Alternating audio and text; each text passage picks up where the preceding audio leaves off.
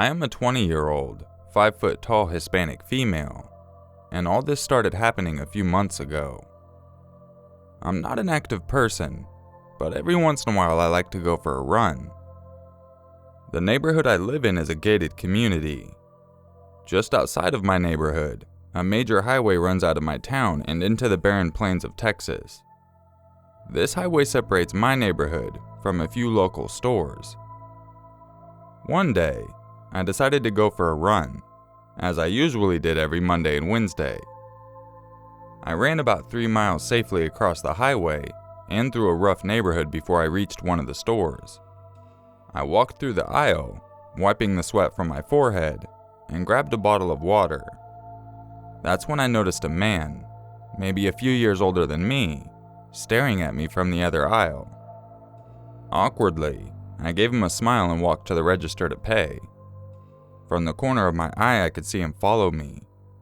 I felt his gaze on my back as I left the store and placed the bottle of water in my small backpack that carried my wallet and pocket knife.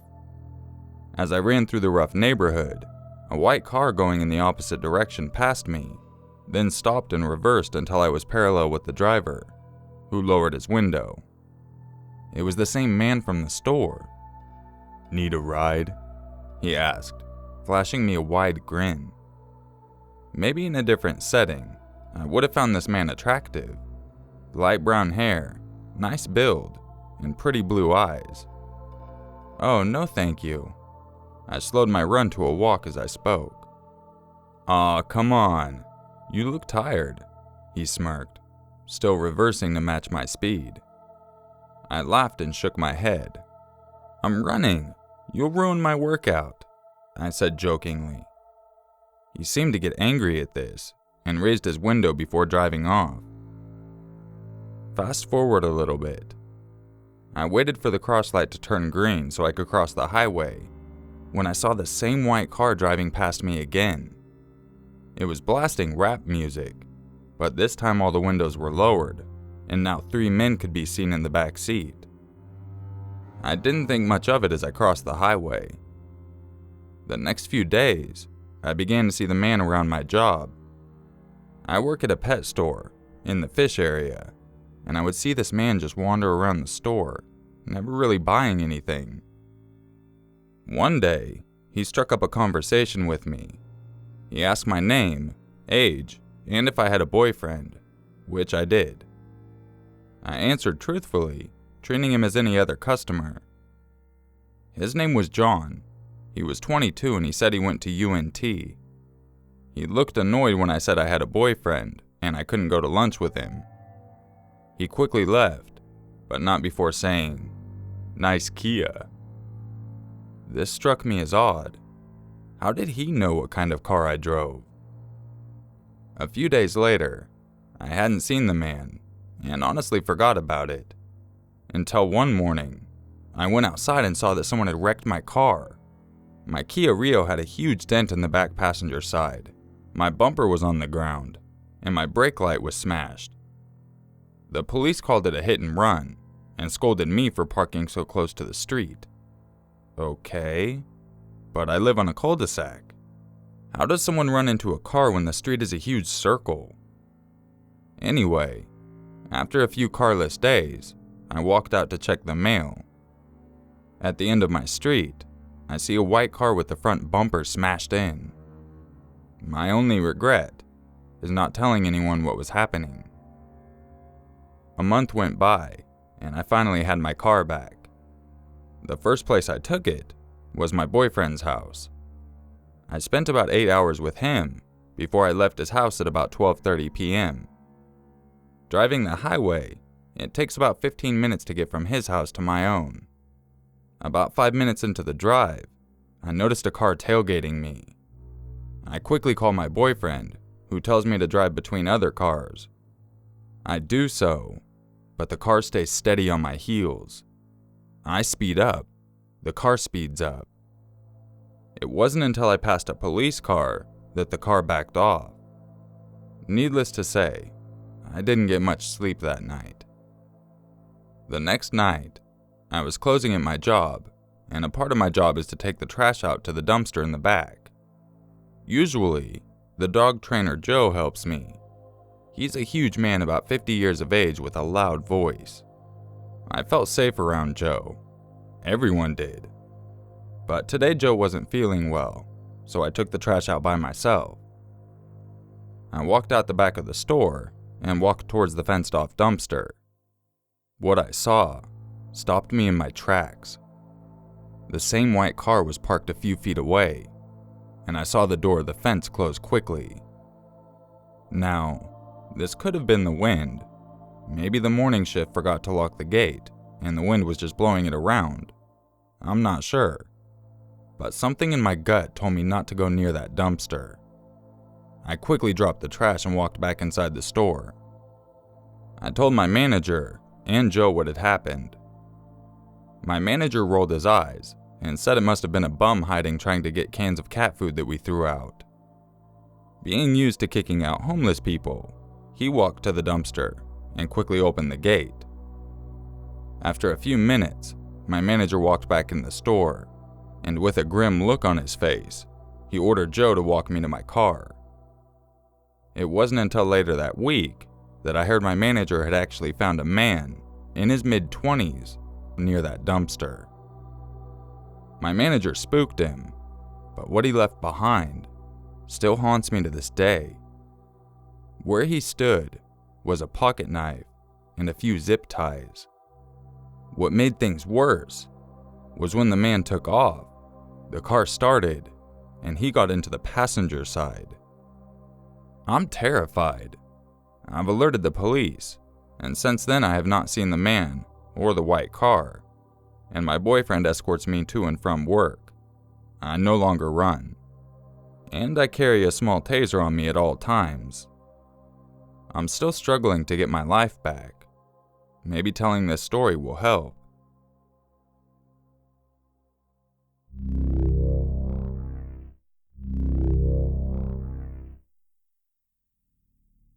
I live in a town outside of Houston, Texas.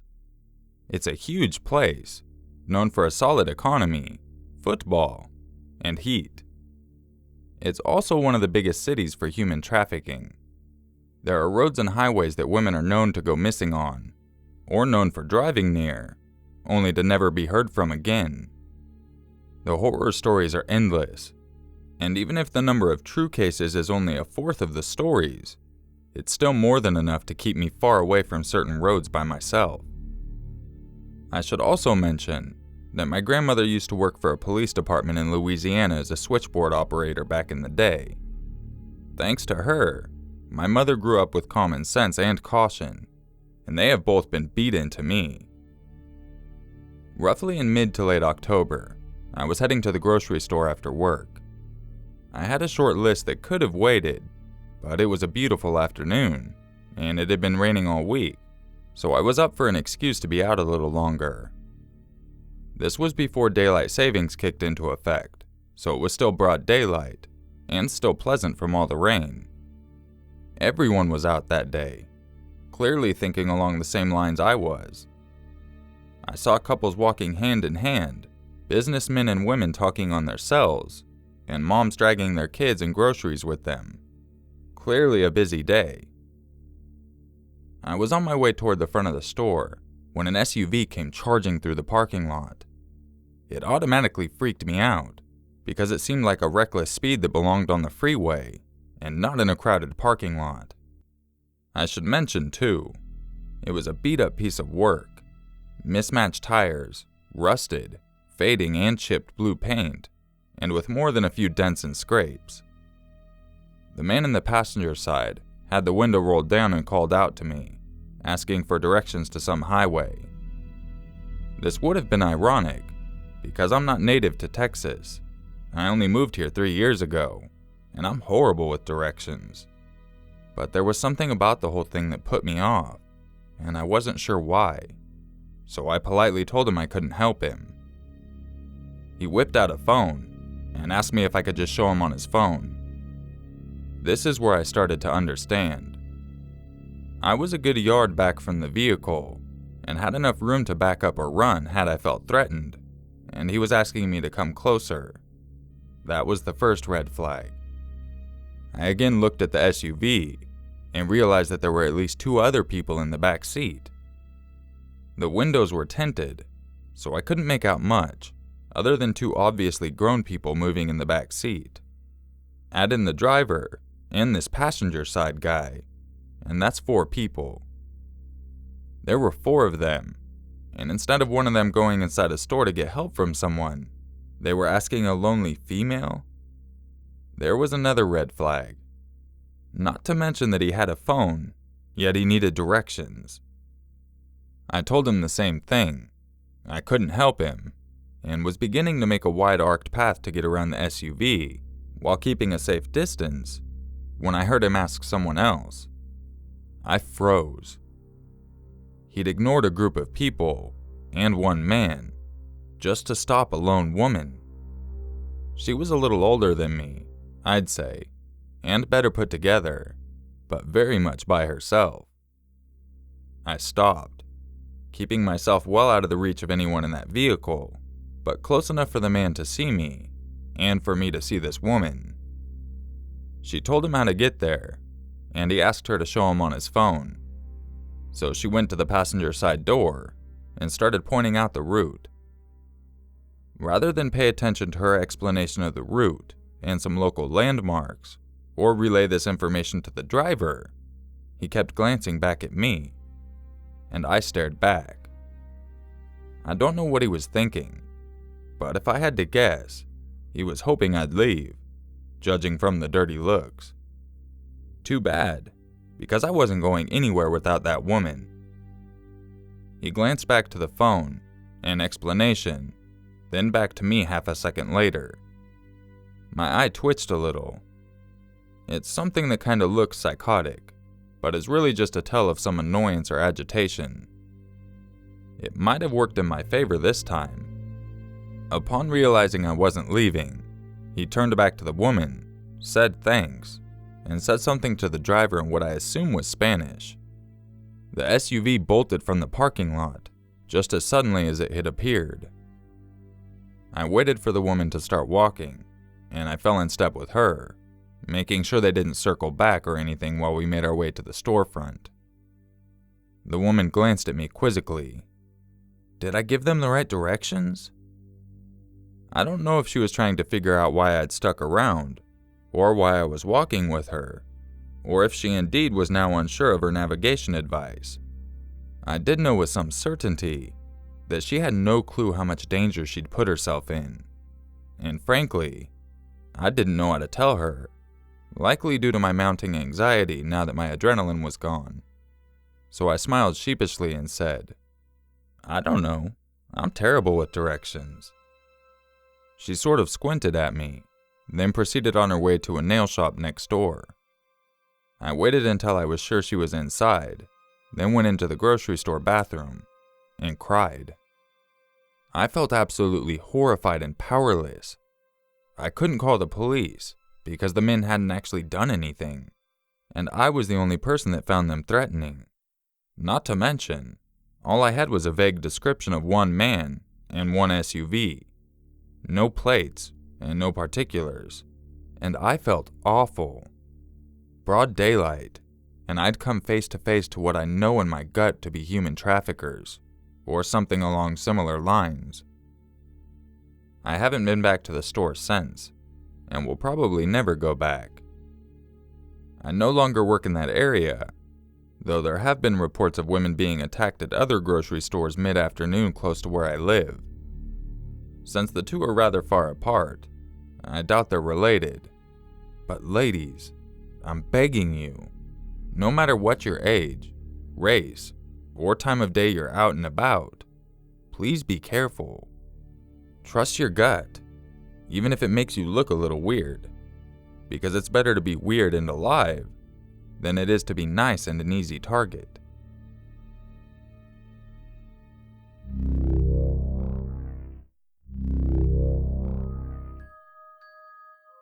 If you enjoyed this video, make sure you leave a like, subscribe, and share it with your friends. If you would like a chance to have your story featured in an upcoming video, make sure you check out the description for information on how to submit your stories. For those of you who might not have been on this weekend, I posted an hour-long video on this channel, as well as an hour-long video over on Urmaker. I'll make sure to include links in the description in case you missed them. I hope you all have a wonderful day, and I'll catch you in the next video. And just remember, it's always scarier if it's true.